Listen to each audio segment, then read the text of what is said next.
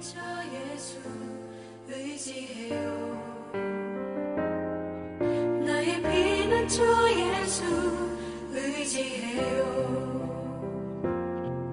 나의 가는 길을 거센 바람 몰아쳐와도 나의 피난처 예수 의지해요.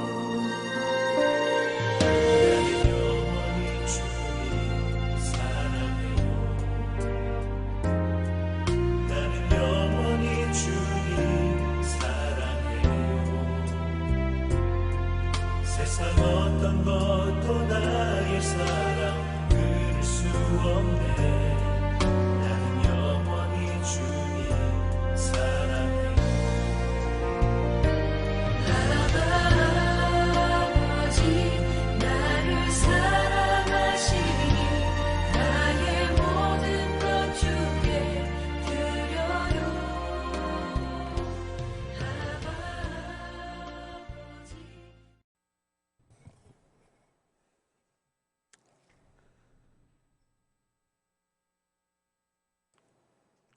주일 예배를 드리기 위해서 참석하신 우리 성도님들 주님의 이름으로 환영합니다.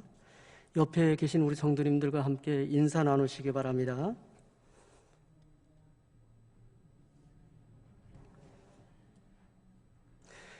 이제 마음을 하나님께로 향하시고 다 같이 일어나셔서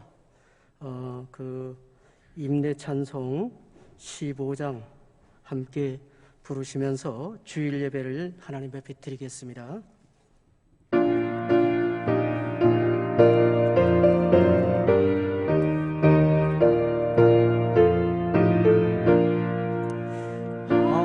하나님의 크신 사랑 하늘에서 내리사 우리 마음에 항상 계셔 온전하게 하소서.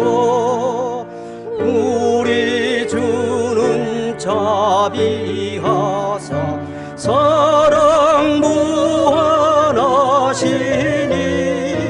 두려워서 떠는 자를 구원하여 주소서. 걱정 근심 많은 자를 성령 감화하시며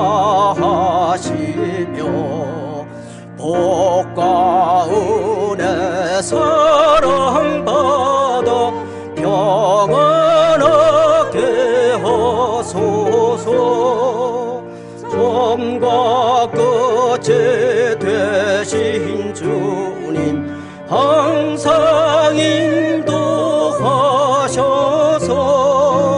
마귀 유혹받는 것을 속히 끊게 하소서. 전능하신 아버지여 주의 능력 주시고 우리 마음에 임하셔서 떠나가지 마소서. 주께 영광 항상 돌려 천사처럼 섬기며 주의 사랑 영영토록 찬송하게 하소서. 우리들이 거듭나서 흠이 없게 하시고 주의 크신 구원받아 온전하게 하소서. 영광에서 영광으로 천국까지 이르러 크신 사랑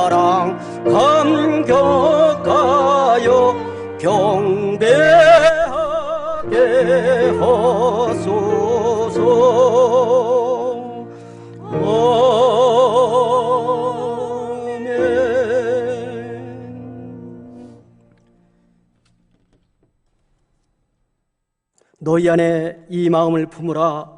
곧 그리스도 예수의 마음이니 그는 근본 하나님의 본체시나 하나님과 동등됨을 취할 것으로 여기지 아니하시고 오히려 자기를 비워 종의 형체를 가지사 사람들과 같이 되셨고 사람의 모양으로 나타나사 자기를 낮추시고 죽기까지 복종하셨으니 곧 십자가에 죽으심이라. 아멘. 이 시간 하나님 앞에 우리의 죄를 함께 고백하도록 하겠습니다. 사랑과 은혜의 주님, 저희의 허물과 죄를 고백하며 주님의 용서하심을 구합니다. 용서받은 죄인인 우리가 서로를 용서하며 하나가 되어야 하지만 어리석은 교만으로 서로를 정죄하며 분열의 도구가 되기도 하였습니다. 주님을 닮아가는 거룩한 성장을 하지 못한 채 성숙하지 못한 어린아이의 신앙에 머물기도 하였습니다. 저희의 모든 허물을 용서하셔서 겸손한 사랑으로 하나가 되게 하시고 주님을 닮아가는 성장으로 주님의 몸된 교회를 온전히 섬기게 하옵소서. 예수님의 이름으로 기도드립니다. 아멘.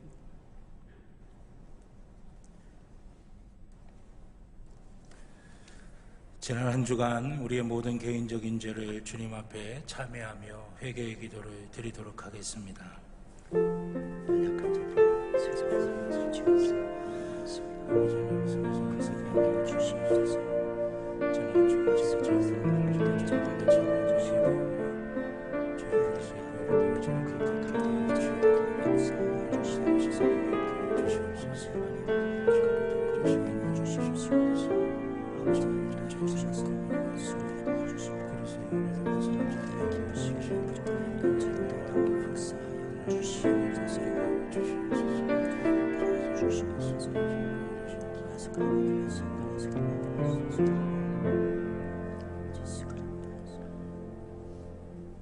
우리를 용서하시는 하나님의 말씀을 들으시기 바랍니다.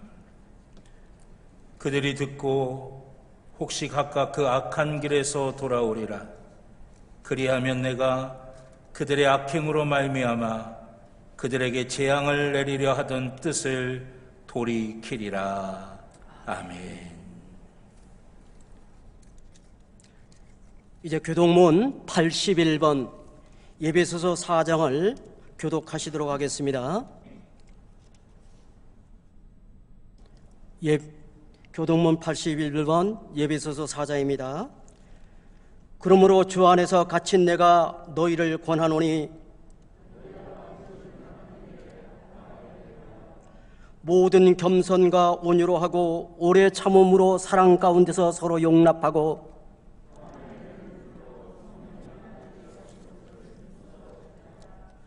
몸이 하나여 성령도 한 분이시니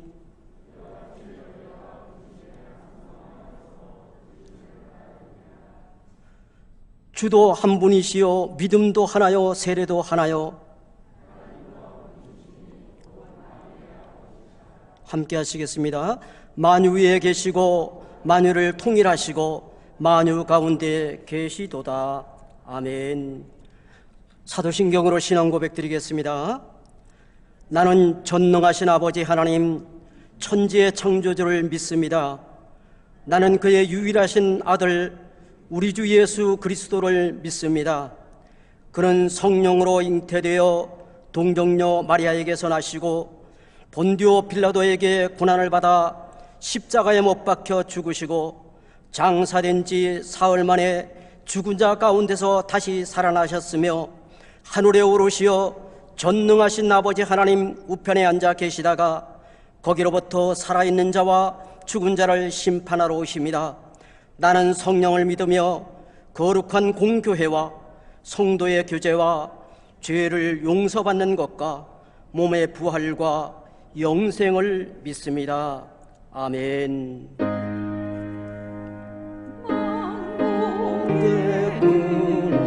하나님 온 백성 찬송 드리고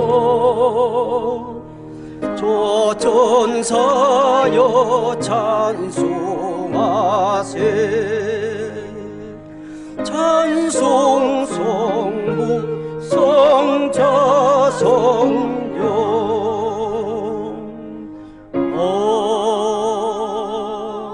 아멘. 김명덕 앉으시기 바랍니다. 김명덕 장로님께서 기도하시겠습니다.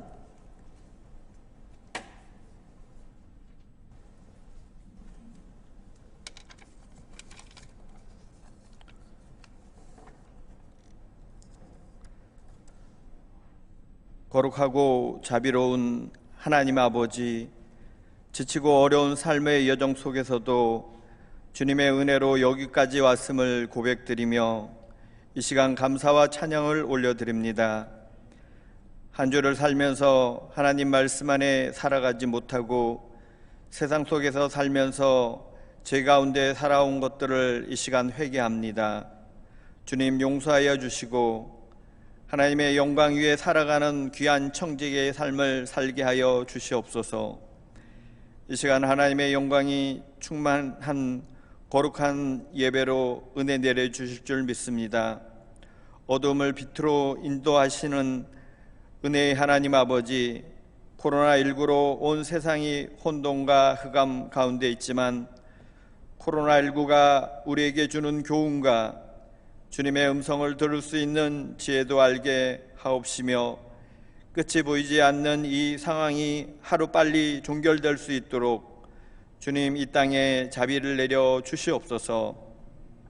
이 나라를 불쌍히 여겨주시사 이 나라에 주님의 통치가 이루어지기를 간절히 간구합니다.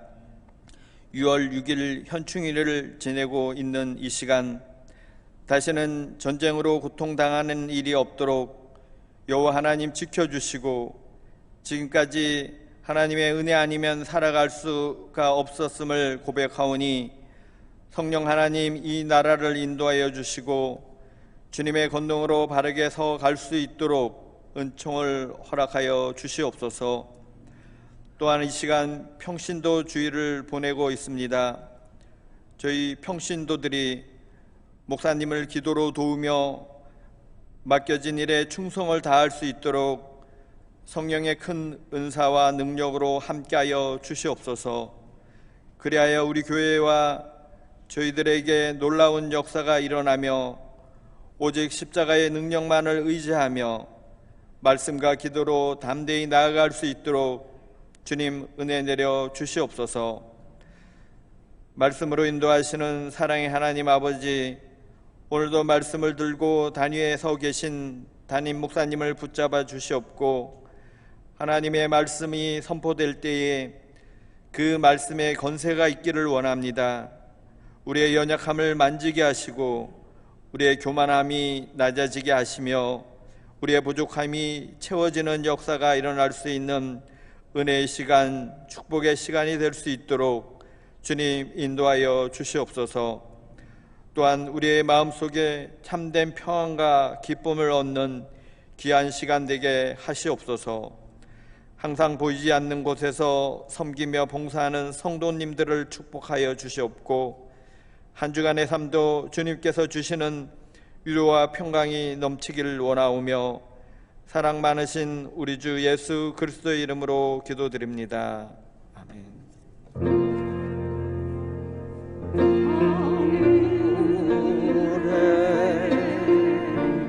계신 아버지 이름 거룩하사 주님 나라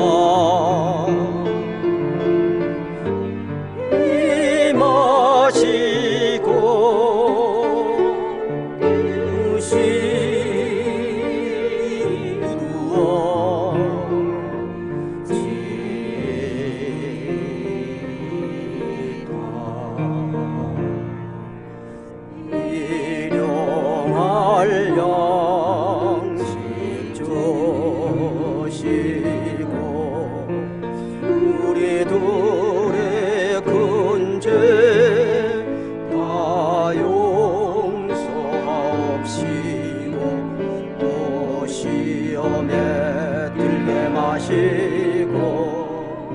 안에서 구원하소서.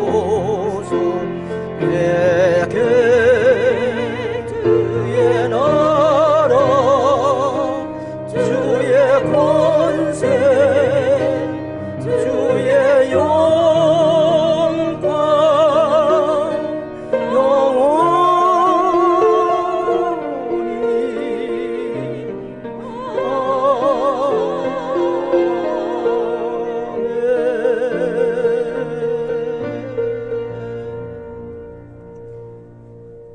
이 시간 나영숙 장로님께서 말씀 봉독해 주시겠습니다.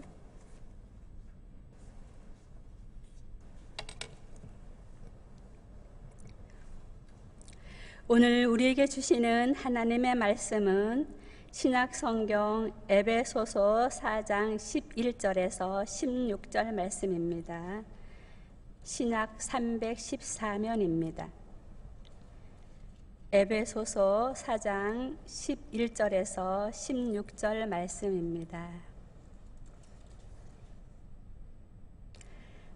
한 절씩 교독하시고 16절은 마지막 말씀 우리가 함께 봉독하겠습니다. 그가 어떤 사람은 사도로, 어떤 사람은 선지자로, 어떤 사람은 복음 전하는 자로, 어떤 사람은 목사와 교사로 삼으셨으니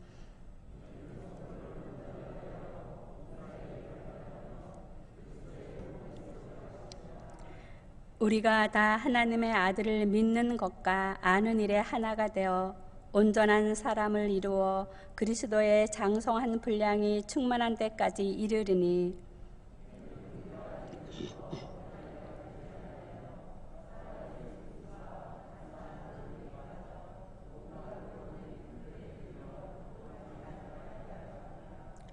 오직 사랑 안에서 참된 것을 하여 범사에 그에게까지 자랄지라. 그는 머리니 곧 그리스도라. 그에게서 온 몸이 각 마디를 통하여 도움을 받음으로 연결되고 결합되어 각 지체의 분량대로 역사하여 그 몸을 자라게 하며 사랑 안에서 스스로 세우느니라. 아멘.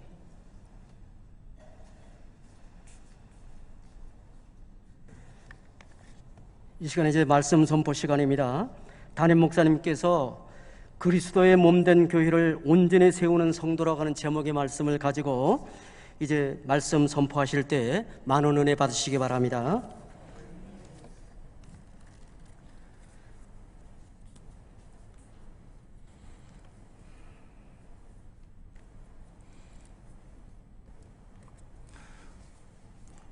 기도드리겠습니다.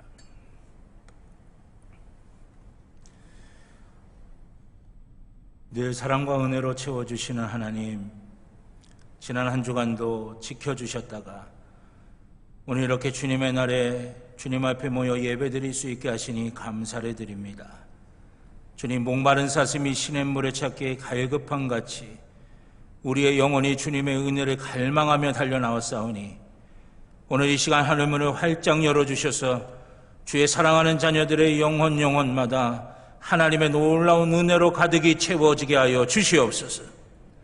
우리의 모든 간절한 기도의 제목과 주님을 향한 소원이 주님의 뜻 안에서 넉넉히 이루어지는 역사를 누리게 하여 주시고 삶의 모든 것들이 주님의 것으로 살아가는 귀한 역사를 누리게 하여 주시옵소서.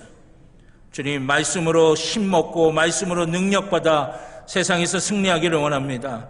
말씀 앞에서는 이 시간 우리의 심령이 말씀에게 집중하게 하여 주셔서 귀한 은혜와 능력을 소유하게 하여 주시옵소서. 부족한 종의 입술에 성령의 기름을 부으시사 사람의 말이 아닌 하나님의 말씀이 되게 하여 주시고 사랑하는 성도들의 심령마다 함께 하여 주시사 하나님의 말씀이 하나님의 말씀으로 들려지는 귀한 복과 은혜가 있게 하여 주시옵소서. 감사드리며 예수님의 이름으로 기도드렸습니다. 아멘. 할렐루야. 할렐루야. 네, 오늘 하나님 앞에 예배드리는 이 시간 하나님의 놀라운 은혜와 복이 오늘 이 예배 자리에 함께 하신 여러분 모두에게 또 우리 모두 가운데 풍성하게 임하시기를 주님의 이름으로 축원합니다. 가슴에 손을 대고 함께 고백하시겠습니다. 나는 하나님의 복입니다. 아멘. 내가 가는 길은 복된 길이고 내가 앉는 자리는 복된 자리입니다. 아멘. 예배는 회복입니다. 예배는 능력입니다. 예배는 축복입니다. 아멘. 오늘 이 자리, 이 시간이 회복의 자리가 되고 능력의 자리가 되고 축복의 자리가 되어질 줄로 믿습니다. 오늘은 평신도 주일이면서 또한 우리 현충일이기도 합니다. 하나님의 은혜 가운데서 정말 우리가 온전하게 세워져서 나라와 또 민족을 위해서도 큰 역할을 할 수 있는 우리 그리스도인들이 되실 수 있기를 주님의 이름으로 축원합니다. 오늘 에베소서 4장 11절부터 16절까지의 말씀을 가지고 그리스도의 몸된 교회를 온전히 세우는 성도라고 하는 제목으로 함께 은혜를 나누고자 합니다. 우리 감리교회에서는 매년 6월 첫 번째 주일을 평신도 주일로 지킵니다. 그래서 우리 지난달 25일 화요일서부터 우리 이번 달 우리 4일 금요일까지 우리 새벽 예배를 우리 시무 장로님들께서 인도하셨습니다. 장로님들의 말씀을 듣고 함께 기도하면서 얼마나 많은 은혜가 제 가운데 임했는지 몰라요. 하나님께서 주시는 귀한 또 인사이트, 어떤 영감도 받았고 또 귀하게 은혜도 많이 받았습니다. 장로님들하고 회의하면서 이제 이번 평신도 주일에 우리 장로님들께서 사회, 성경봉독 또 기도뿐만이 아니라 설교도 이제 우리 장로님들께서 한번 해보시라고 말씀을 드렸더니, 아이고 목사님 새벽 예배 설교하는 것도 너무너무 부담돼 죽겠는데 주일 예배 설교를 어떻게 합니까? 그러셔서 그냥 제가 좀 꾀 좀 부리고 한 주간 좀 편해보려고 그랬다가 안 됐습니다. 그래서 제가 오늘 말씀을 증거하는데 하나님께서 우리 살아가는 여러분들 가운데 예비하신 귀한 은혜가 또 특별하게 임할 줄로 믿습니다. 사실 저는 개인적으로 평신도라고 하는 말보다는 성도라고 하는 말이 우리의 본 모습을 더 분명하게 나타내고 보여준다고 생각을 합니다. 그래서 평신도라고 하는 말보다는 성도라고 하는 말에 더 선호합니다. 사실 우리 모두는 다 성도 아닙니까? 목사님이 됐든 장로님이 됐든 권사님, 집사님, 또 속회에서 인도자가 되고 속장이 되고 또 선교회에서 회장이 되어서 여러 가지 섬기고 또 교회학교 교사가 됐든 우린 다 무엇서부터 시작이 되냐? 바로 성도에서부터 시작이 된다라고 하는 것이에요. 그러니까 우리의 모든 것들을 다 헤쳐서 가장 중심에 본질적으로 뭐가 있는가 가만히 살펴보게 되면 성도라고 하는 것이 있다라고 하는 것입니다. 그러니까 성도가 우리의 정체성이 되고 우리의 정말 본연의 모습이 될 수 있다라고 하는 것이죠. 제가 예전에 감독으로 섬기셨던 목사님과 함께 이제 식사를 하면서 이런저런 이야기를 나눌 기회가 있었는데 그 목사님께서 제게 이런 말씀을 하셨어요. 진 목사님, 저는 누가 저를 감독님하고 부르는 것보다 목사님하고 부르는 게 더 좋아요. 왜냐하면 나는 목사이기 때문에 그렇습니다. 근데 내가 더 좋은 건 뭐냐면 누가 나를 목사님하고 불러주는 것보다 저분은 정말 예수 믿는 분 같아. 저분은 정말 목사님 같고 성도님 같아 라고 하는 부를 때가 그런 말을 들을 때가 가장 기분이 좋으시다라고 그렇게 말씀을 하셨어요. 저는 맞는 말씀이라고 생각이 됩니다. 여러분 우리가 누군가 우리를 부를 때 저분은 정말 예수 믿는 사람 같아. 저분은 정말 성도님 같아. 저분은 정말 예수를 믿는 온전한 성도님 같아. 이런 말을 들을 수 있는 저와 여러분 모두가 되기를 주님의 이름으로 축원합니다. 이 평신도 주의를 보내면서 이 평신도 주의를 통해 우리가 무엇을 생각하고 또 무엇을 느끼고 무엇을 고민해야 될까 말씀을 준비하면서 그런 기도 제목 가운데 말씀을 준비해 봤어요. 우리가 이런저런 프로그램을 하고 행사를 하는 것보다 더 중요한 것은 이 평신도 주의를 지내면서 우리가 성도로서 우리가 과연 성도라고 하는 우리의 정체성을 고민하면서 우리가 무엇을 생각하고 무엇을 느끼고 무엇을 찾아야 할 것인가라고 하는 것이겠죠. 그것이 진정한 의미의 평신도주의를 보내는 것이다 라고 말할 수가 있을 것입니다. 오늘은 우리가 평신도로서 성도로서 무엇을 고민하고 무엇을 생각하고 무엇을 느껴야 될 것인가 두 가지를 함께 은혜를 나눠보고자 합니다. 첫째는 사랑과 진리를 통한 연합이라고 하는 것입니다. 여러분, 신앙의 공동체인 교회는 하나님께서 그 교회에 파송하신 목사님들이 계십니다. 목회자들이 계세요. 그리고 그 목회자를 통해서 주시는 말씀으로 은혜 받고 또 그 목회자들의 목회 활동을 통해서 신앙이 성장되기를 원하는 사람들이 모여있는 공동체가 바로 교회라고 하는 신앙의 공동체입니다. 여러분, 그러다 보니까 어떻게 되겠습니까? 목회자 중심이 될 수밖에 없는 거죠. 말씀을 듣고 말씀으로 영혼의 꼴을 삼고 그 목회적인 활동을 통해서 내 신앙이 성장하기를 원하기 때문에 그 신앙의 공동체인 그 교회의 중심은 바로 목회자가 되고 있다라고 하는 것이에요. 이게 자연스러운 현상입니다. 목회자로 인해서 그 교회의 전체적인 분위기나 영적인 흐름이 달라진다고 하는 것은 부인할 수 없는 사실이기 때문에 그렇습니다. 목회자로부터 말씀을 통해 영혼의 꼴을 얻고 어려움이나 문제가 있으면 목회자와 함께 기도하며 이겨내는 것이기 때문에 이러한 일들은 당연한 일이라고 볼 수가 있는 것이에요. 그래서 여러분, 목회자에게는 말씀과 기도라고 하는 영적인 책임감과 부담감이 있을 수밖에 없는 것입니다. 저도요, 주일날 이렇게 설교 말씀을 전하는 걸 끝내고 나면 월요일서부터, 주일 저녁서부터 고민입니다. 다음 주일에는 무슨 말씀을 전해야 될까? 일주일 내내 기도하면서 고민인 거예요. 그러니까 목회자에게는 이 말씀을 증거하는 것과 성도님들이 가지고 있는 그 기도의 제목들을 가지고 함께 씨름하며 기도하는 것이 막중한 책임감이고 또 큰 부담감이라고 하는 것이에요. 그래서 초대교회에 보면 목회자들이 말씀 전하는 일과 기도를 하는 것을 위해서 온 교회가 그것을 집중할 수 있도록 여러 가지 협조하고 목회자들을 돕는 그런 일들을 하는 것을 우리가 볼 수 있게 되는 것이죠. 이 목회자의 영적인 책임감과 부담감이라고 하는 것이에요.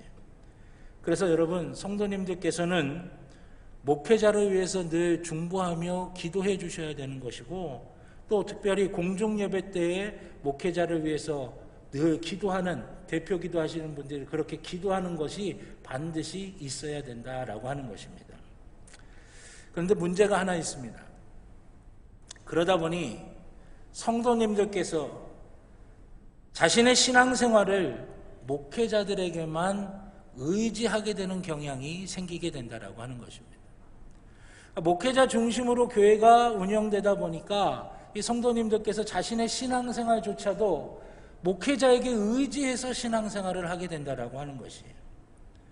그렇게 되면 어떻게 됩니까?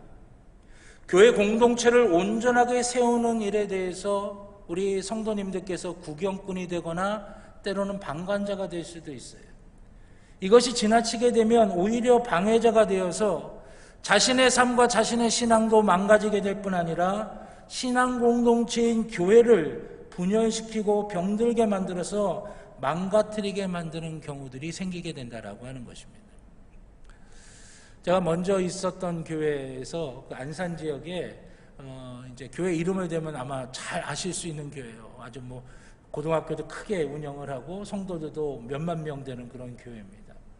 그 교회 목사님하고 이런저런 이야기를 나눌 기회가 있었는데 그 목사님 그런 이야기를 하셨어요. 당신이 은퇴하고 난 다음에 교회가 다 흩어질까 봐 너무너무 불안하다는 거예요. 제가 참 의아하게 생각했어요. 수만 명이 모이는 교회고 정말 남들이 부러워할 만한 안정적이고 큰 교회인데 왜 그런 걱정을 하실까? 그랬더니 그 목사님 하시는 말씀이 이거예요. 주일에 와서 예배만 드리고 가는 성도들이 너무 많다는 거예요. 내 이름도 묻지 말고 내가 어디 사는지도 알지도 말고 그냥 나는 조용히 왔다가 조용히 가고 예배만, 주일 예배만 딱 드리고 갈 테니까 도 터치, 날 건드리지 마세요. 이런 성도님들이 80% 가까이 된다라고 하는 거예요. 그러니 당신 그런 목회 때문에 모였던 그런 분들이라도 당신이 은퇴하고 나면 다 사라질까 봐 두렵다라고 하는 거죠. 이런 일들이 한국교회에 적지가 않습니다. 이것은 하나님께서 기뻐하시는 것도 아니고 성경적인 것도 아닙니다. 하나님께서 우리에게 원하시는 것은 우리가 연합하여 온전한 공동체가 되는 것을 우리에게 원하신다라고 하는 것이에요. 오늘 읽은 본문 말씀 앞부분에 보면 에베소서 4장 3절에 보면 이렇게 말씀하십니다. 성령이 하나 되게 하신 것을 힘써 지키라 라고 말씀하고 있습니다. 성령은 하나 되게 만드시는 분이고 성도인 우리는 그 하나 되게 만드신 성령께서 하나 되게 만드신 그것을 힘써 지켜야 되는 존재라고 하는 것입니다. 마태복음 18장 19절로 20절에 봐도 이렇게 말씀하십니다. 두 사람이 합심하여 기도하면 하나님께서 들으시고 두세 사람이 주님의 이름으로 모인 곳에 주님께서 함께 하신다고 말씀하고 있는 거예요. 두 사람이 합심해서 기도하는 곳, 그거 하나님이 들으신다라고 하는 거예요. 두세 사람이라도 주님의 이름으로 모여서 연합하는 곳, 그곳에 주님이 함께 하신다고 하는 것입니다. 여러분, 출애굽 당시에도 모세가 어떻게 했습니까? 10부장, 100부장, 50부장 등을 세워서 출애굽한 이스라엘 민족을 함께 그 백성의 지도자들을 세워가지고 함께 이끌었다라고 하는 것이에요. 여러분, 초대교회에서도 어떻게 했습니까? 7집사를 세웠습니다. 7집사는 지금으로 말하면 우리 장로님들 같은 분들이에요. 평신도 지도자들입니다. 그렇게 7집사를 세워서 사도들의 사역에 협력할 수 있도록 만들었다라고 하는 것이에요. 우리 감리교회 교리와 장정에서도 성도님들 가운데에 지도자들을 세워서 담임자의 지도와 담임자의 목회 사역을 따라 도울 수 있도록 그렇게 만들어줬다라고 하는 것입니다. 무엇을 말씀하시는 거예요? 주님의 몸된 교회를 세우고 하나님 나라를 전하는 일에 함께 하라고 말씀하고 계신 것이에요. 함께 하는 공동체가 되어야 된다라고 하는 것이죠. 여러분, 오늘 읽은 본문의 말씀 11절의 말씀을 보십시오. 11절의 말씀에 보면 다양한 직무가 나옵니다. 교회 안에 있는 다양한 직무, 또는 사도로, 어떤 사람은 선지자로, 어떤 사람은 복음 전하는 자로, 어떤 사람은 목사와 교사로 삼으셨으니, 그렇게 말씀하고 있습니다. 교회 안에 다양한 직무들이 있다라고 하는 걸 말씀하고 계신 거예요. 근데 여러분, 제가 볼 때 이 11절의 핵심은요, 그 직무가 아니에요. 그 직무가 현대적으로는 어떻게 이해해야 되느냐, 그 직무가 어느 것이 더 중요하고 어느 것이 덜 중요하냐, 이걸 이야기하는 게 아닙니다. 11절이 우리에게 말씀하시는 핵심은 뭐냐면, 교회라고 하는 신앙 공동체 안에는 그만큼 다양한 사람들이 존재한다라고 하는 것을 우리에게 말씀하고 있는 것이. 그만큼 다양한 존재의 사람들, 다양한 사람들이 존재하고 있다라고 하는 것이. 여러분, 우리는 다 다양합니다. 생긴 것도 다 다르지 않아요? 성격도 다 다릅니다. 말하는 스타일도 다 달라요. 살아온 장소, 살아온 기억, 살아온 경험들도 다 다릅니다. 삶을 대하는 방식이나 생각하는 방식, 생각하는 관점 다 달라요. 예수님을 믿게 된 이유도 다 다릅니다. 또 예수님을 믿는 신앙의 스타일도 다 달라요. 어떤 분은 찬양의 은혜 많이 받는 분이 있고요. 어떤 분은 말씀의 은혜를 더 많이 받는 분도 있고요. 어떤 분은 뜨겁게 기도해야 하는 분도 있고, 어떤 분은 조용하게 기도해야 하는 분도 있어요. 신앙의 스타일들이 다 다르다고 하는 겁니다. 그런데 여러분, 11절에는 교회 안에 그렇게 다양한 존재들이 많다라고 하는 걸 말씀하시는데, 그 다양함이 무엇을 위한 것이냐라고 말씀하는지 아십니까? 그게 바로 연이어 나오는 12절에 보면 나와요. 12절의 말씀에 보니까 뭐라고 말씀하십니까? 이는 성도를 온전하게 하여 봉사의 일을 하게 하며 그리스도의 몸을 세우려 하심이라. 아멘. 교회라고 하는 신앙 공동체 안에 수많은 다양한 사람들이 있는데, 그것은 12절에 보니까 성도를 온전하게 하여 봉사의 일을 하게 하며 그리스도의 몸을 세우려 하심이라. 그렇게 말씀하고 있어요. 획일적이지 않고 다양한 우리가 이 신앙 공동체 안에 있다라고 하는 것 자체가 우리가 성도로서 온전하게 되어진다라고 하는 것이에요. 그렇게 온전하게 된 우리가 무엇을 하는 거냐? 올해 12절 말씀을 보면 봉사의 일을 한다라고 말씀하셨는데, 이 봉사라고 하는 단어 영어 성경에 보면 우리가 뭐라고 이야기하면 serve라고 이야기하고 있어요. 근데 여러분, 우리가 단순하게 봉사 그러면 남을 섬기고 남을 돕는 일 정도로만 이해하기 쉬운데, 그것도 맞지만 한 가지가 더 있습니다. 영어의 serve는 봉사라고 하는 의미도 있지만 또 다른 의미로는 하나님께 예배 드린다라고 하는 의미도 있는 거예요. 그러니까 우리가 각자 다양한 우리들이 이 공동체 안에 모여 있는 것은 우리를 온전하게 하고 또 우리가 여러 사람들을 돕고 섬기는 일뿐만이 아니라 하나님께 예배드리게 하고, 그래서 결국에는 뭐예요? 그리스도의 몸, 즉 교회라고 하는 성도의 공동체를, 신앙의 공동체를 온전하게 세우게 된다, 그 말씀을 하고 계신 것이에요. 자, 그러면 11절과 12절 말씀을 연이어서 우리가 한번 쉽게 좀 풀어보면 이런 말씀입니다. 우리가 다양한 모습들을 가지고 있는 게, 그런 존재들이 모여 있는 게 교회라고 하는 신앙의 공동체인데, 그러면서 서로 다른 우리들이 맞추어 가려고 서로를 내려놓고 다듬어지고 자기 자신을 깎고, 그래서 서로 맞아 들어가는 것, 그런 거를 통해서, 그런 과정을 통해서 우리가 온전하게 되어진다라고 하는 것이죠.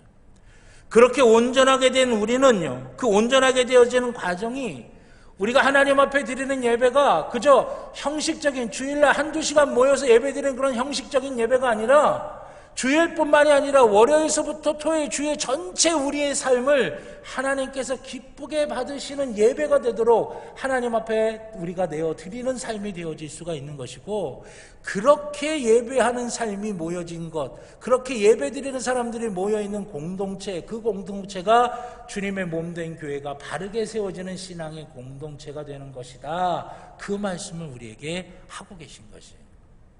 그러니까 여러분, 내가 성도로서 다양한 사람들과 함께 신앙의 공동체인 교회 안에서 그 다양함 속에서 우리가 서로를 맞춰가기 위해서 내가 나를 다듬는 부분이 생기고, 또 내가 나를 내려놓는 부분이 생기고, 상대방에게 나를 맞추는 부분이 생기고, 서로 경청하고 서로를 이해하고 서로를 온전히 섬기는 그런 모습들 속에서 우리가 주일에 드리는 이 예배뿐만이 아니라 우리의 일상의 삶에서도 하나님을 높이는, 하나님께 예배드리는 삶을 통해서 이 교회라고 하는 우리 성도 신앙의 공동체가 온전하게 세워지는 놀라운 역사를 우리가 누리게 된다라고 하는 것이 11절과 12절의 말씀인 것입니다. 사랑하신 여러분, 우리 평창제일교회가 이런 교회가 되기를 주님의 이름으로 축원합니다. 우리 각자가 다 다르지만 서로를 이해하려고 하고 서로를 맞춰가면서 내가 다듬어지고, 그래서 내가 온전해짐으로 내 삶을 하나님께서 기쁘게 받으시는 예배가 되게 하셔서 우리 신앙공동체 평창제일교회가 든든하고 온전하게 세워져가는 아름답고 복된 공동체가 되어질 줄로 믿습니다. 그렇게 되기 위해서 필요한 것이 무엇입니까? 그렇게 되기 위해서 필요한 것은, 나와 다르다고 하는 것은 틀린 게 아니라 다른 것이다 라고 하는 마음으로 우리가 다른 사람을 배려하고 이해하려고 하는 마음이 있어야 된다라고 하는 것입니다. 여러분, 서로의 이야기를 경청하고 잘 듣고 또 이해하려고 하는 자세를 통해서 아름답게 조율하면서 질서를 만들어 가야 된다라고 하는 것이죠. 이것은 분명히 시간이 걸리고 노력이 필요한 일입니다. 그런데 여러분, 그 과정을 통해서 우리가 온전해진다라고 하는 것이에요. 내가 말하는 대로만 해야 돼, 내 주장만이 옳아, 내가 하고 싶은 걸 결정해야 돼, 여러분, 이런 자세는 미숙한 자세입니다. 상처와 아픔만을 만들게 되는 것이에요. 시간이 걸리지만 서로가 이해하고 서로가 조율하면서 서로가 공감할 수 있는 질서를 만들어 가야 된다라고 하는 것입니다. 그래서 오늘 본문 15절에 보면 사랑 안에서 참된 것을 하여라고 말씀하고 계신 것입니다. 연합은 아름다운 조율을 통해서 질서를 만들어가는 거예요. 연합이라고 하는 것은 각자 독특함이 있지만 그냥 그 독특함대로 그냥 무책임하게 다 하라는 것이 아닙니다. 그 연합은 그 독특함이 서로가 맞춰져 가면서 서로가 조율되어 가면서 질서를 만들어가는 것, 그것이 바로 진정한 의미의 연합이라고 말할 수가 있는 것입니다. 그것이 바로 사랑과 질서가 함께하는 것입니다. 여러분, 사랑은 충만한데 질서, 진리가 없으면 뭐가 됩니까? 그냥 모이는 친목단체밖에 되지 않아요. 그런데 질서, 진리는 있는데 사랑이 없으면 뭐가 됩니까? 재판하는 법원밖에는 안 돼요. 여러분, 교회는 친목단체도 아니고 재판하는 법원도 아닙니다. 교회는 사랑과 진리가 공존해야 되는 곳이 바로 교회라고 하는 것이에요. 우리가 주님의 온전한 성도로서 주님의 몸된 교회를 바르게 세우는 일을 하기 위해서는 이 사랑과 진리가 균형 잡힌 연합되어지는 모습이 우리 속에 있어야 된다라고 하는 것이에요. 우리가 상대방을 경청하고 상대방의 독특성을 또 존재감을 인정하면서 우리가 서로 자기가 다듬어지고 온전하게 되어서 그런 모습을 통해서 우리의 삶을 하나님이 기쁘게 받으시는 예배가 되기 시작할 때 우리의 공동체, 평창제일교회라고 하는 이 신앙의 공동체가 하나님의 질서 안에서 사랑과 진리가 공존할 수 있는 온전한 공동체가 되어질 수가 있다는 것입니다. 저는 우리 평창제일교회가 그런 믿음의 공동체가 되어질 줄로 믿습니다. 또 우리 사랑하는 성도님들이 그렇게 성도로서 온전한 모습을 찾아가는 귀한 역사가 있을 줄로 믿습니다.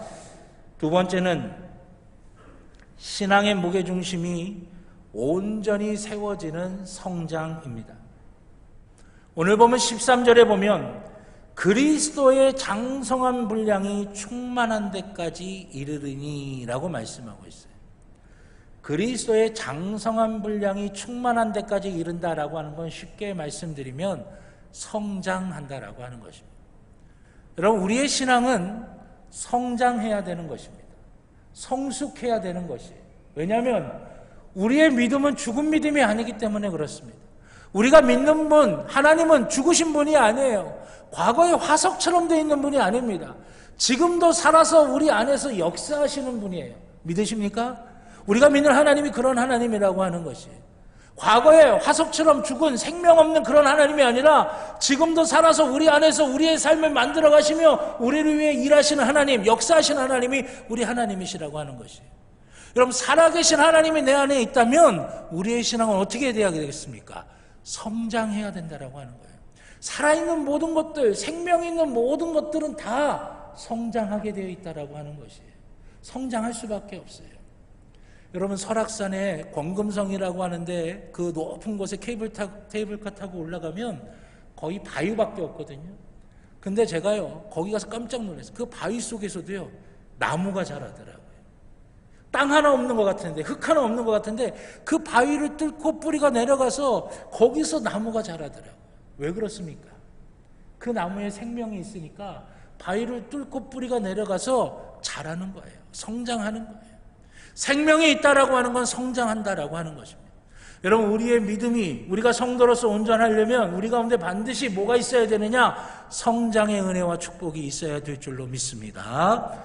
미국에 있는 유명한 교회인 윌로우 크릭 교회에서 200개 넘는 교회에서 8만 명 넘는 성도들을 통해서 연구하고 조사한 결과가 있는데 그 연구하고 조사한 결과를 발표했어요. 이 성도님들에 대해서 네 부류의 성도님들이 있다라고 조사한 거예요. 첫째가 뭐냐면 그리스도를 알아가는 상태에 있는 성도님이라고 하는 거예요. 이제 이분들은 처음 믿기 시작하면서 이제 주일날 예배 드리는 거 그거 하나로 이제 주님을 조금씩 알아가시는 상태에 있는 성도님들이라는 거예요. 두 번째 상태의 성도님들은 그리스도 안에서 성장하는 단계에 있는 성도님들이 계시다는 거죠. 이것은 신앙의 성장을 위해서 노력하는 단계에 있는 성도님들을 말하는 거예요. 그렇게 신앙생활 하다가 은혜를 받으니까 내가 신앙이 성장해야 되겠다. 그래서 이제 주일 예배뿐만이 아니라 수요 예배도, 금요 성령 집회도, 또 속회 예배도, 또 교회에서 진행하는 성경 공부 프로그램에도 참여하면서 신앙이 조금씩이라도 성장하려고 노력하는 단계에 있는 성도님들이 계시다는 거예요. 세 번째 단계는 그리스도와 친밀한 단계에 있는 성도님들이라는 거예요. 이분들은 어떤 분들이냐면 스스로 개인적으로 매일매일 정해진 규칙에 따라 말씀을 읽고 묵상하고 기도 생활하고 또 하나님 앞에 헌신하고 봉사하고 또 물질로도 하나님 앞에 헌신하고 시간적으로도 하나님 앞에 헌신하는 그런 단계에 있는 성도님들을 이야기하는 거죠. 마지막 네 번째로는 무슨 단계냐? 그리스도 중심적인 단계의 성도님들이 계시다는 거예요. 이런 분들은 어떤 분들이냐면 삶의 우선순위와 삶의 중요한 가치들이 하나님에게 딱 붙어 있어서 뭔가를 결정하고 뭔가를 선택하는 순간에 다 하나님 기뻐하시는 대로 하나님이 원하시는 것이 뭘까? 그걸 고민하면서 말씀 중심적으로 삶의 우선순위를 정하고 삶의 가치를 정하고 선택하게 되는 분들, 이분들이 그리스도 중심적인 성도님들이라고 하는 거예요.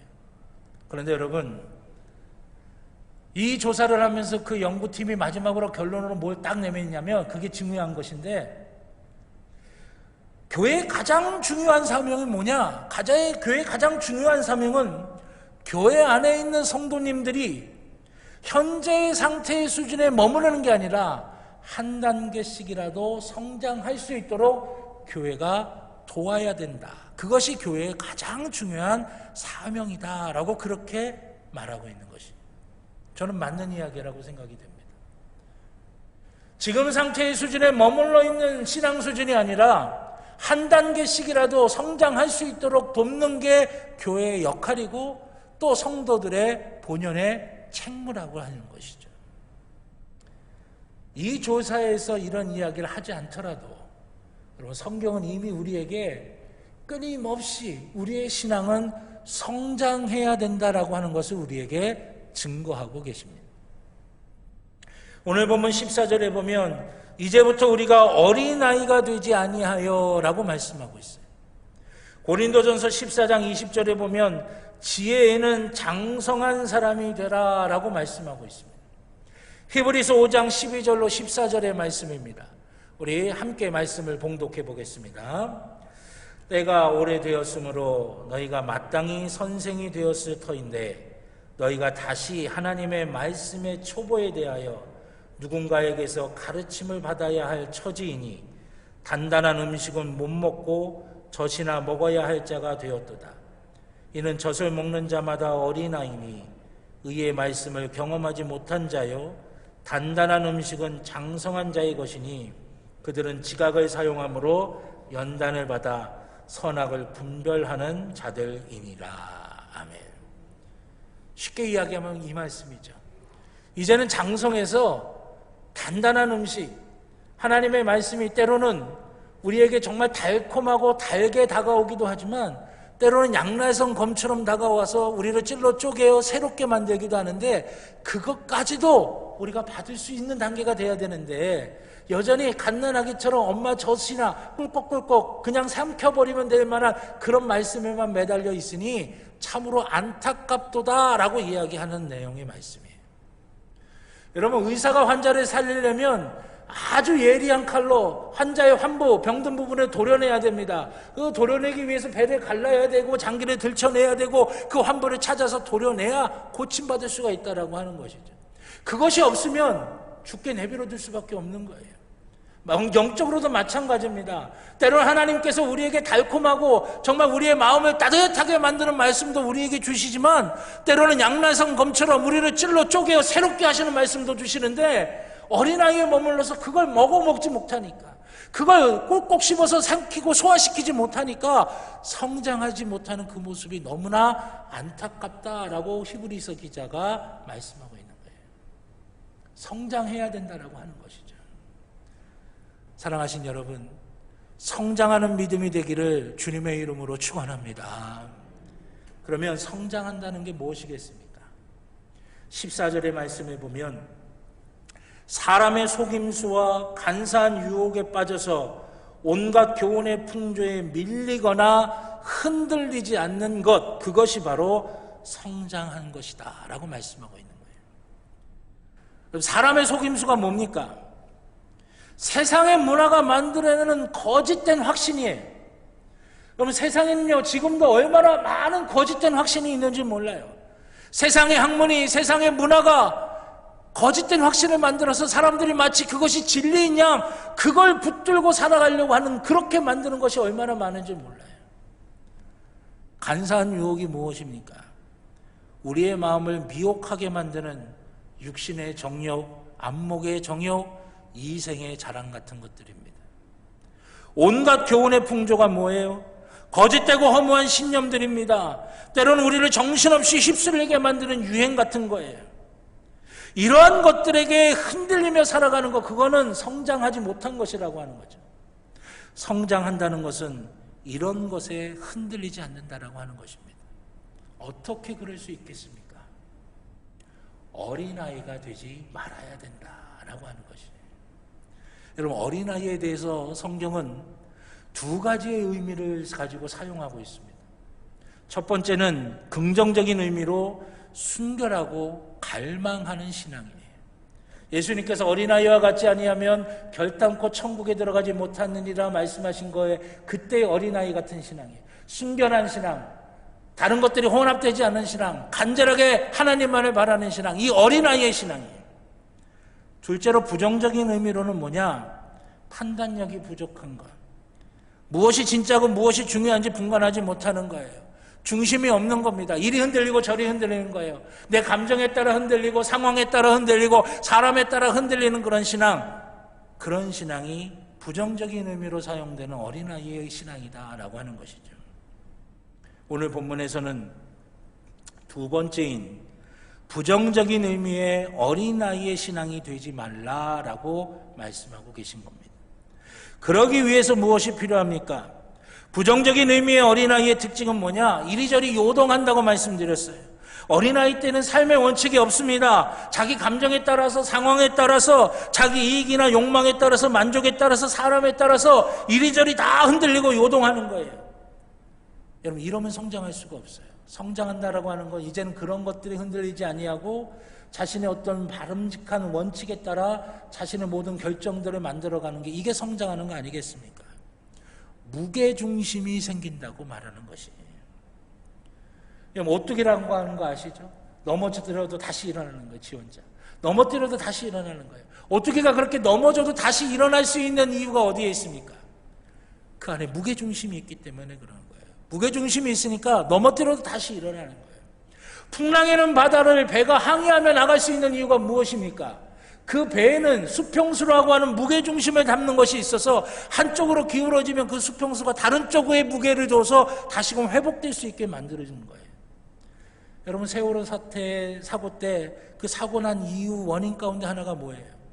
더 많은 짐을 싣고 더 많은 사람을 세우려고 수평수의 물을 다 빼버린 거 아니겠어요? 그러니까 조금만 파도에도 흔들흔들거리다가 그만 바다에 침몰하게 돼버리고 마는 것이죠.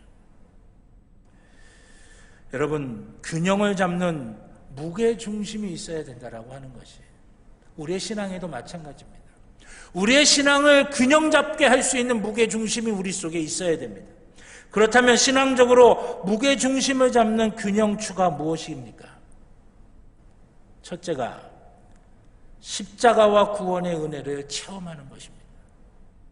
내가 죄인임을 깨닫는 것이고, 그 죄인인 나를 하나님이 사랑하신 것을 느끼고, 그 사랑하셔서 우리를 위해 십자가의 구원의 길을 열어주셨고, 그 구원의 십자가의 구원으로 말미암아 내가 하나님의 자녀가 되었고 하나님 나라를 소망할 수 있다라고 하는 게 나의 사건으로 받아들여져야 된다라고 하는 것이에요. 제가요, 얼마 전에 아주 깜짝 놀랄 만한 통계를 봤어요. 우리 한국교회 교인들 가운데 30%, 40% 가까운 교인들이 십자가의 구원의 은혜와 감격을 모르는 거예요.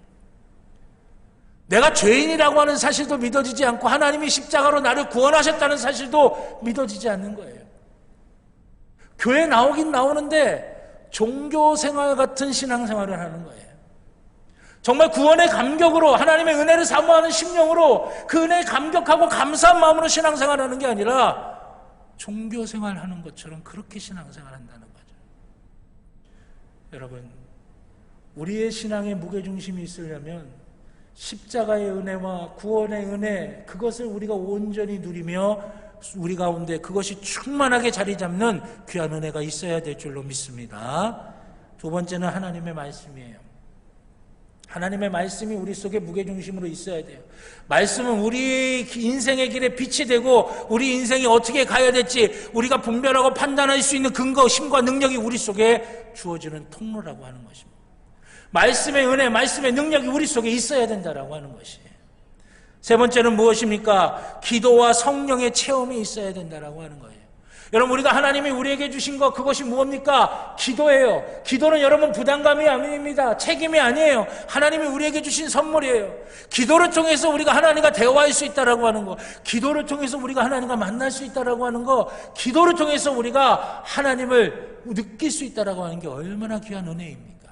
기도, 성령의 체험이에요. 네 번째는 예배와 봉사입니다. 순종하고 헌신하고 섬기는 거예요.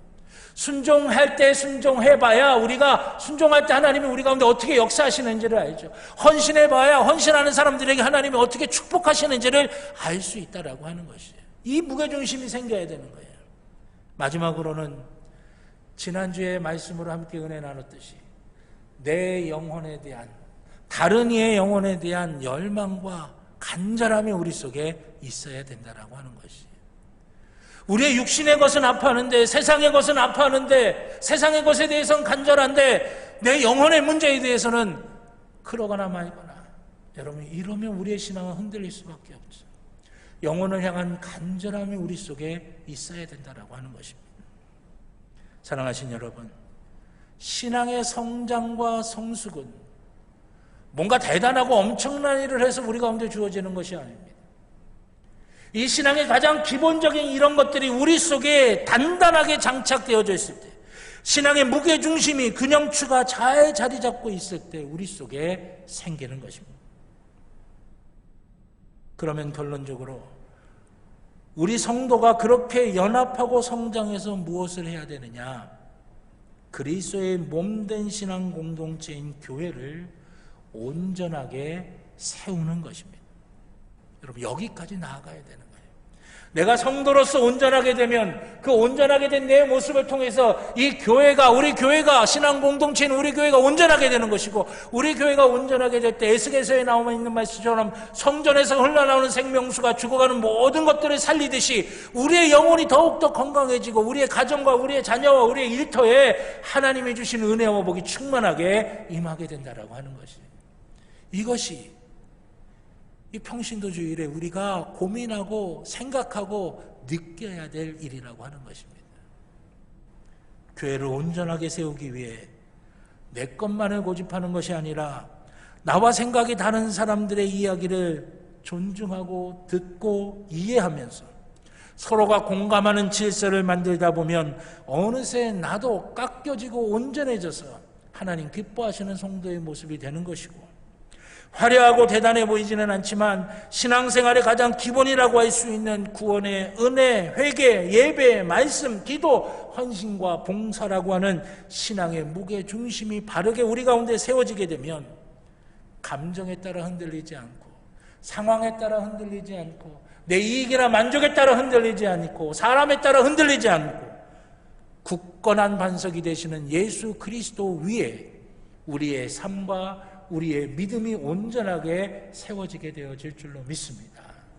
사랑하신 여러분, 우리가 평신도 주일에 바로 이것을 고민해야 되고, 이걸 생각해야 되고, 이 은혜를 누려야 될 줄로 믿습니다. 그래서 우리가 성도로서 온전해지고, 온전해진 우리를 통해서 신앙 공동체인 교회가 온전해지고, 이 교회를 통해서 우리의 가정과 자녀와 일터와 이 지역이 하나님의 은혜와 복으로 온전해지는 귀한 역사가 저와 여러분 모두를 통해 나타나고 보여지기를 우리 주님의 이름으로 간절히 축원합니다. 기도드리겠습니다. 사랑과 은혜의 아버지 하나님, 감사합니다. 주님의 은혜와 사랑이 늘 우리 가운데 임하게 하여 주시고 하나님의 놀라운 복을 누리는 귀한 모습 되게 하여 주셔서, 아버지 하나님, 우리가 정말 사랑과 진리로 온전히 연합되는 모습이 되게 하여 주시고, 아버지 하나님, 신앙의 기본기가 온전하게 세워지는, 무게중심이 든든하게 세워지는 성장이 우리 가운데 있게 하여 주셔서 아버지 하나님의 선한 역사가 우리를 통해 드러나고 보여지는 귀한 은혜와 복이 우리 모두 가운데 있게 하여 주시옵소서. 주의 사랑하는 자녀들 한 영혼 한 영혼마다 붙들어 주시고 인도하여 주실 줄로 믿고 감사드리며 예수님의 이름으로 기도드렸습니다. 아멘. 말씀에 만원 은혜 받으신 줄 믿습니다. 찬송가 436장 함께 부르시면서 하나님 앞에 헌금 드리는 시간 갖도록 하겠습니다. 436장 마지막 절은 함께 일어나서 부르시겠습니다.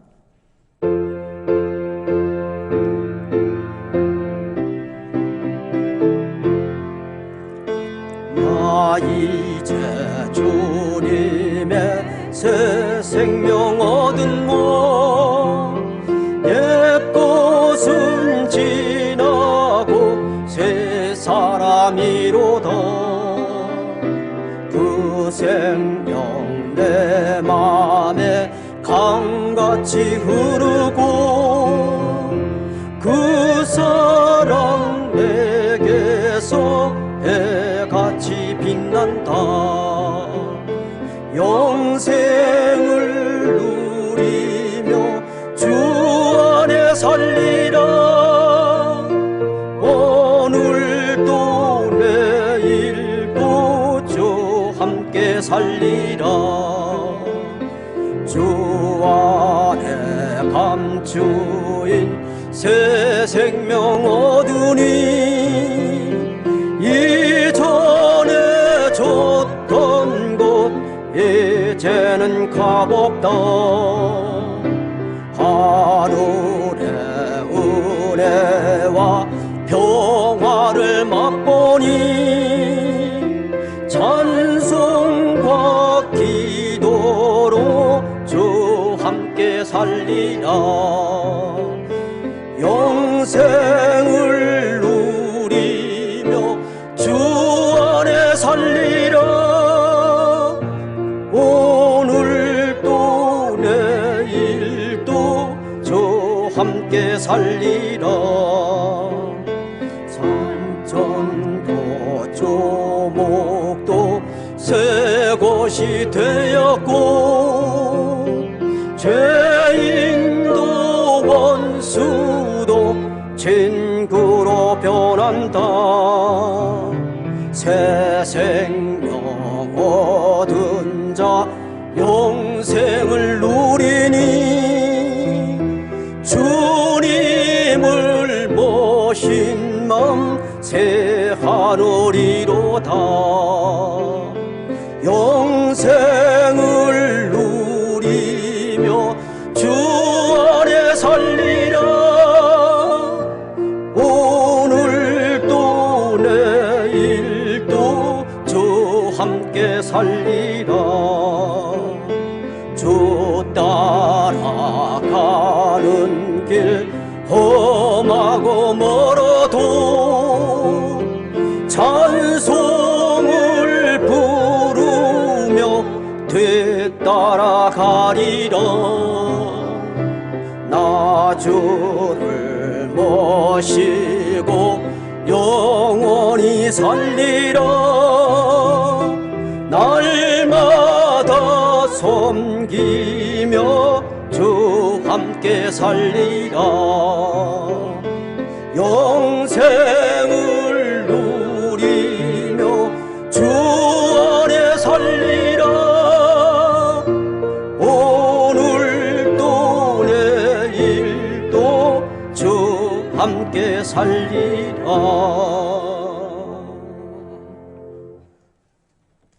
목사님께서 봉헌 기도하시겠습니다. 자리에 앉아주시기 바라겠습니다. 기도드리겠습니다. 사랑과 은혜의 아버지 하나님 감사합니다. 주님을 사랑하는 주의 자녀들이 주님께 예배드릴 때 주신 은혜와 주신 사랑 너무나 감사하고 감격해서 정성껏 기도하며 구별하여 준비한 예물 주님 앞에 드립니다. 아버지 안엔 단순한 물질이 아니라 주님을 향한 우리의 사랑이며 우리의 믿음인 줄 믿사오니 이 예물에 담긴 간절한 기도의 제목과 마음의 소원들이 주님의 뜻 안에서 넉넉히 이루어지게 하여 주시옵소서. 주님 앞에 드린 손길들마다 하나님의 풍성하심과 하나님의 부유하심을 누리게 하여 주시옵고 영적으로나 육적으로나 부족함이 없이 하나님께서 풍성하게 채워주시는 은혜와 복이 임하게 하여 주시옵소서. 아버지 하나님, 예물이 쓰여지는 것을 기억하여 주셔서 아버지 하나님의 뜻이 이루어지는 하나님 나라 세워가는 데 쓰임받기를 원합니다. 눈물이 있는 곳에 위로가 되게 하시고 어두운 곳에 빛이 되게 하여 주시며 다툼이 있는 곳에 화해가 되게 하여 주시옵소서. 아픔이 있는 곳에 치유가 되게 하여 주시옵소서. 감사드리며 예수님의 이름으로 기도드렸습니다. 아멘. 감사드리고요. 교회 소식 몇 가지 말씀드리겠습니다. 주보 교회 소식란과 또 앞에 화면으로도 나오니까 참조해 주시기를 바라겠습니다.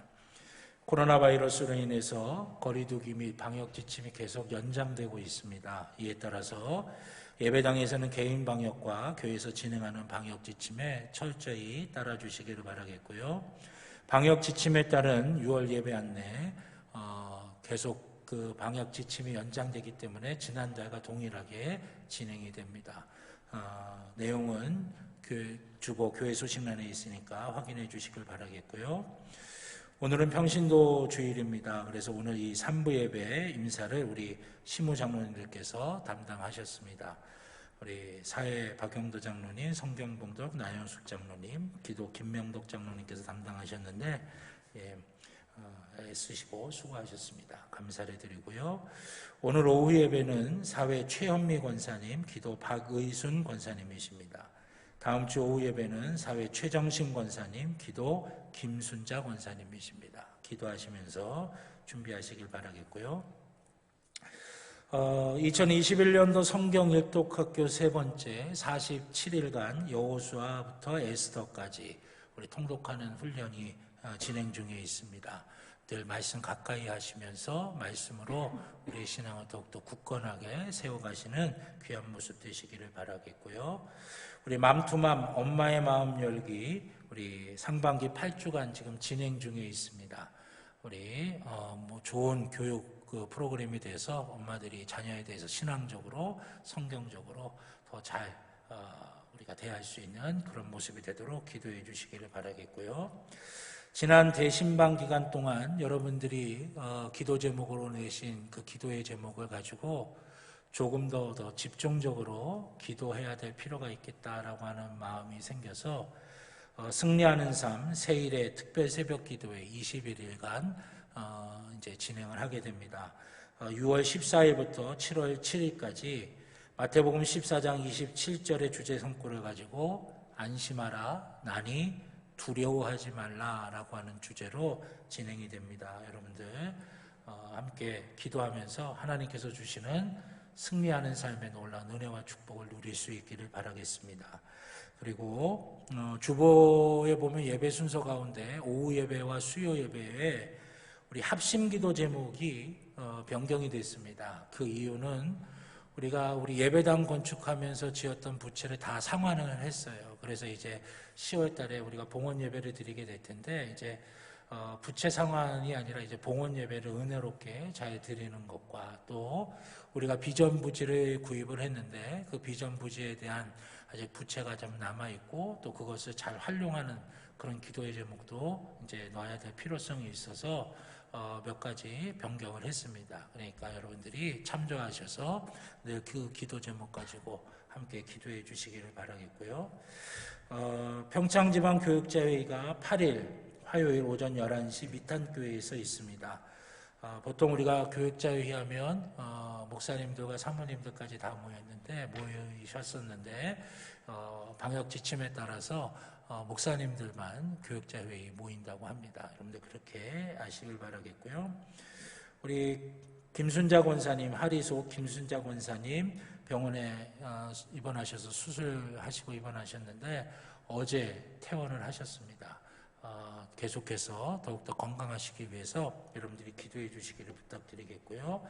우리 새가족 사주 양육과정 우리 수료하신 이현숙 집사님 2부 9시 예배 때 수료식이 있었습니다. 우리가 지금은 보지 못하지만 2부 예배 때 수료식을 했는데 잘 신앙이 정착되셔서 우리 교회에서 또 은혜 받고 축복받는 신앙의 모습 되실 수 있도록 기도해 주시기를 부탁드리고요. 이번 주 재단미화는 조도현 집사님, 윤은숙 집사님 가정에서 결혼기념 감사로 헌물하셨습니다. 귀한 가정이 은혜로 하나님의 축복으로 세워지도록 여러분들 기도해 주시기를 바라겠습니다. 우리 옆에 있는 분들하고 한 번 더 인사하실까요? 한 주간도 승리하시길 바랍니다 하시면서요. 우리 다 같이 자리에서 일어나셔서 파송의 찬송 주님 말씀하시면 찬양 드리도록 하겠습니다.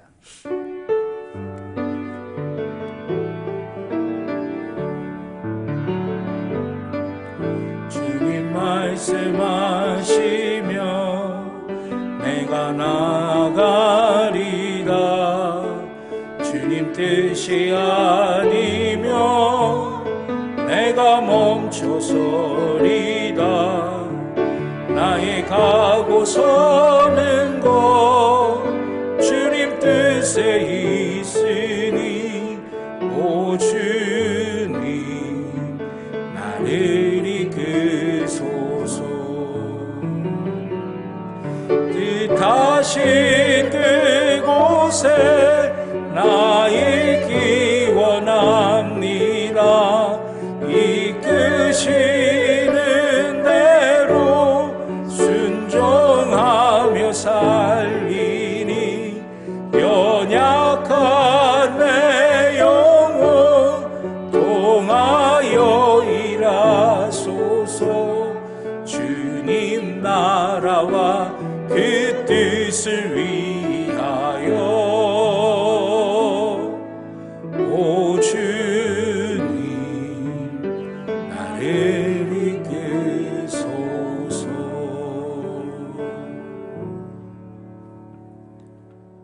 이제는 우리 주 예수 그리스도의 구원의 은혜와 하나님 아버지의 무한하신 사랑하심과 성령님의 감화 감동 인도하여 주시는 귀한 은총이 주의 사랑하는 자녀들의 머리 위에, 그 가정 위에, 그 일터 위에, 살아가는 삶의 모든 길들 위에 이제로부터 영원토록 함께하여 주시옵기를 간절히 축원하옵나이다.